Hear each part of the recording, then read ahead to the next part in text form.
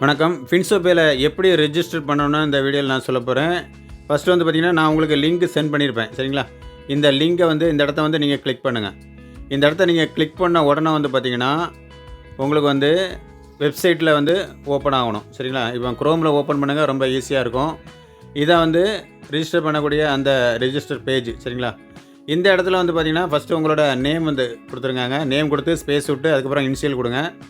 இந்த இடத்துல கரெக்டான இமெயில் ஐடி கொடுங்க. இமெயிலுக்கு ஓடிபி வரும், அதனால் கரெக்டான இமெயில் ஐடி கொடுங்க. இந்த இடத்துல பாஸ்வேர்டு உங்கள் மனசில் நிற்கிற மாதிரி பாஸ்வேர்டு கிரியேட் பண்ணிக்காங்க.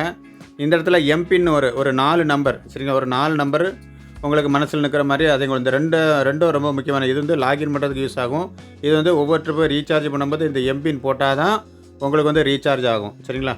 அதனால் இந்த எம்பின் கொடுத்துக்காங்க.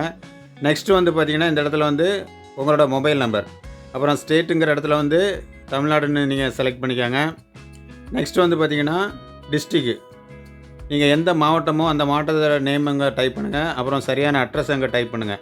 இதெல்லாம் பண்ணிவிட்டு நீங்கள் என்ன பண்ணணும்னு கேட்டிங்கன்னா, இந்த இடத்துல கிளிக் பண்ணுங்கள் கெட் ஓடிபி. இந்த இடத்த நீங்கள் கிளிக் பண்ணிங்கன்னா, நீங்கள் கொடுத்துருக்கிற இமெயிலுக்கு உங்களுக்கு என்ன ஆகுனா ஓடிபி வரும். சரிங்களா?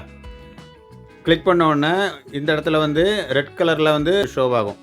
அப்போ நீங்கள் ஓடிபியை எங்கே பார்க்கணுன்னா, மெயில் ஓப்பன் பண்ணி பார்க்கணும். ஓப்பன் பண்ணி பார்த்துட்டு அங்கே ஒரு 6 டிஜிட்டு உங்களுக்கு ஓடிபி வந்திருக்கும். அந்த ஓடிபியை நீங்கள் என்ன பண்ணணும்னா, இந்த இடத்துல டைப் பண்ணணும். இந்த இடத்துல டைப் பண்ணிவிட்டு ரிஜிஸ்டர் கொடுத்துருங்க. ரிஜிஸ்டர் கொடுத்துட்டிங்கன்னா உங்களுக்கு ரிஜிஸ்டர் ஆயிரும். உங்களுக்கு இமெயிலுக்கு லாகின் பண்ணக்கூடிய அந்த பாஸ்வேர்டு எல்லாமே உங்களுக்கு வந்துடும். சரிங்களா? இதை அப்படியே கரெக்டாக ஃபாலோ பண்ணுங்கள். உங்களுக்கு வந்திருக்கிற மெயில் எப்படி செக் பண்ணணும்னு கேட்டிங்கன்னா, இப்போ மெயில் ஓப்பன் பண்ணிக்காங்க. மெயில் ஓப்பன் பண்ண உடனே மேலே டாப்பில் 3 லைன் இருக்குது. சரியா? இந்த 3 லைனை கிளிக் பண்ண உடனே ஃபஸ்ட்டு ஆல் இன்பாக்ஸ் அதை நம்ம செலக்ட் பண்ணிவிட்டு இந்த இடத்துல நம்ம மெயில் எது வந்திருக்கான்னு பார்க்கணும். இதை ரெஃப்ரெஷ் பண்ணணும். மேலே கிளம்புற ஸ்வைப் பண்ணால் ரெஃப்ரெஷ் ஆகும். அதுலேயும் வரல அப்படின்னா இங்கே ப்ரைமரின்னு ஒன்று இருக்குது, அதை கிளிக் பண்ணணும். ப்ரைமரியும் கிளிக் பண்ணிவிட்டு நம்ம செக் பண்ணி பார்க்கலாம். நெக்ஸ்ட்டு இங்கே ஆல் மெயில்னு ஒன்று இருக்குது.